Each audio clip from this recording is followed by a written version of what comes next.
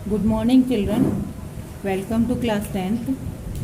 पिछले वीडियो में हमने पढ़ा था ह्यूमन रेस्पिरेटरी सिस्टम के बारे में कि what do you mean by respiration. ये तो तुम्हें पता है कि रेस्पिरेशन क्या होता है, कि जो ऑक्सीजन जो हम इनटेक करते हैं एनवायरनमेंट से, वो हमारी बॉडी में जाके जो ग्लूकोज है उसको ब्रेक डाउन करती है। तो break down of glucose in the presence of oxygen and release energy, this is called respiration. Respiration में पार्ट्स पढ़े थे, अपर रेस्पिरेटरी सिस्टम जिसमें आते हैं माउथ, फेरिंग्स, एपिग्लॉटिस, लैरिंग्स।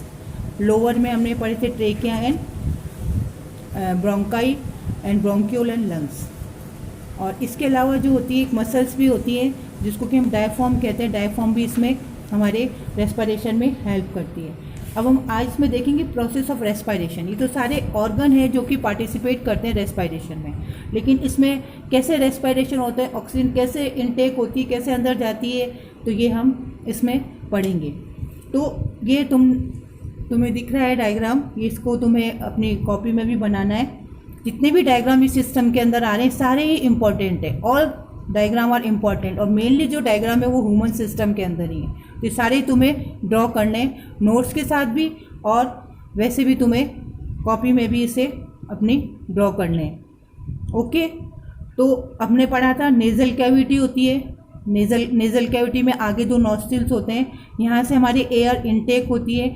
इनटेक फिर यहाँ से होती हुई फेरिंग्स, लैरिंग्स से होती हुई आगे ट्रेकिया में जाती है। ट्रेकिया के ऊपर हमने पढ़ा था कार्टिलेजिनियस होती है, कार्टिलेजिनियस रिंग होती है जो कि उसको कोलैप्स होने से बचाती है, ट्रेकिया को सिकुड़ने से बचाती है। और फिर यहाँ से ये जो है ट्रेकिया जो आगे चल के है वो दो में ऐसे डिवाइड हो जाता है। आगे तो इससे पहले तो ये सिंपल दो होती है, और फिर इसके बाद में ऐसे ऐसे डिवीज़न इसमें आगे होते रहते हैं। और ये होता है इधर ये लंग्स, और लंग्स के अंदर इसका जो आगे से आगे जो डिवीज़न होता है प्राइमरी, सेकेंडियम, टर्शियरी, ब्रैंक्यूल्स कहते हैं उनको। और फिर एंड में क्या होता है, जब ये ऐसे डिवीज़न हो जाते हैं प्राइमरी, सेकेंडरी, टर्शियरी, आगे जाके इसके ऊपर एक सैक लाइक स्ट्रक्चर होते हैं, गोल गोल बैलून लाइक स्ट्रक्चर। ऐसे गोल गोल स्ट्रक्चर्स होते हैं लंग्स के अंदर ही, जिनको कि हम बोलते हैं एल्वियोलाई। तो जो कहाँ से गई ऑक्सीजन या एयर इनटेक करी नेजल कैविटी, फेरिंग्स, लैरिंग्स, इससे होती हुई ट्रेकिया के अंदर फिर ये दोनों राइट और लेफ्ट लंग्स में एंटर होती है। और ये जो एयर है इसके अंदर क्या होता है, जो एल्विलाई होते हैं इनके अंदर कैपिलरीज होती हैं। क्या होती है, कैपिलरीज होती है ब्लड की, जिसके अंदर ब्लड फ्लो करता है। एंड में क्या है, वो सैक लाइक स्ट्रक्चर एल्वियोलाई, और एल्वियोलाई में आगे क्या है, कैपिलरीज, बहुत बारीक बारीक कैपिलरीज होती है जिनके अंदर ब्लड फ्लो करता है। ब्लड में क्या होता है, हीमोग्लोबिन की जो होती है ऑक्सीजन से एफिनिटी बहुत ज़्यादा होती है। जैसे ही ऑक्सीजन अंदर आती है तो वो उसको अपनी ओर खींच लेता है। ऑक्सीजन अंदर आते ही वो हीमोग्लोबिन क्या करेगा, हीमोग्लोबिन अपने ओर खींच के और ऑक्सी हीमोग्लोबिन के टेम्परेरी प्रोडक्ट बना देता है, ऑक्सी हीमोग्लोबिन। और फिर ये आगे चल के जो ब्लड के साथ साथ ये ऑक्सीजन है या ऑक्सी हीमोग्लोबिन की फॉर्म में जो ऑक्सीजन है वो ईच एंड एवरी सेल में पहुंच जाती है। और फिर वहाँ जाकर सेल के अंदर भी रेस्पिरेशन होता है, और सेल के अंदर जो फंक्शंस होते हैं वो सारे इस ऑक्सीजन की वजह से होते हैं। क्लियर?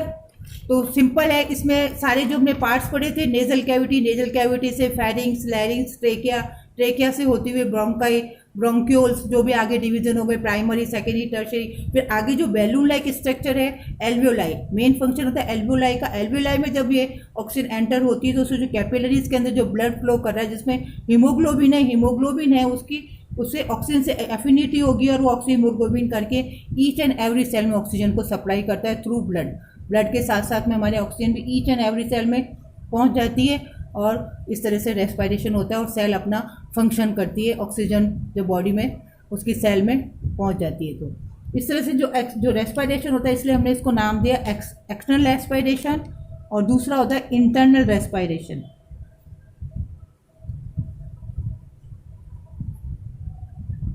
एक्सटर्नल में तो हम इनहेल करते हैं ऑक्सीजन और कार्बन डाइऑक्साइड एक्सहेल करते हैं, ये आता है एक्सटर्नल रेस्पिरेशन में।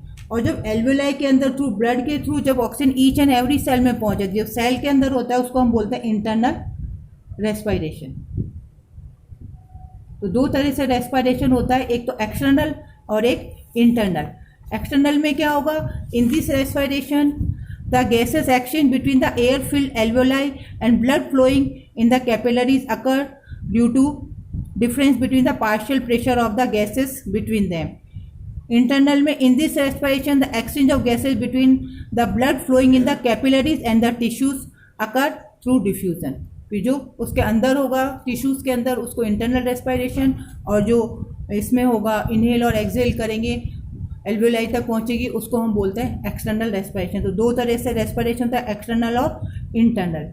तो ये तो हमारे प्रोसेस ऑफ रेस्पिरेशन आज कंप्लीट हो गया, जिसमें तुम्हें इनके नोट्स बनाने और जो भी ईच एंड एवरी डायग्राम है वो इस पार्ट के ह्यूमन सिस्टम के बहुत इंपॉर्टेंट है.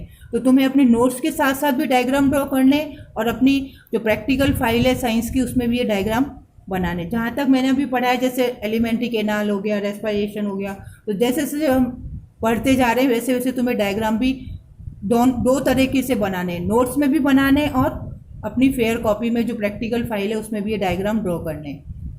ओके, तो अब हम नेक्स्ट इसमें हम पढ़ेंगे ब्लड एंड सर्कुलेटरी सिस्टम. तो हमें हमारे दो सिस्टम कंप्लीट हो गए, एक तो डाइजेस्टिव सिस्टम और रेस्पिरेटरी सिस्टम. जो भी तुम्हें इसमें प्रॉब्लम आती है तो तुम मुझे व्हाट्सएप पे कोई भी क्वेश्चन पुटअप करके पूछ सकते हो. ओके, पर्सनली मुझे क्वेश्चन पुटअप करोगे और फिर मैं उसका तुम्हें आंसर व्हाट्सएप पे दे दूँगी. Okay, thank you.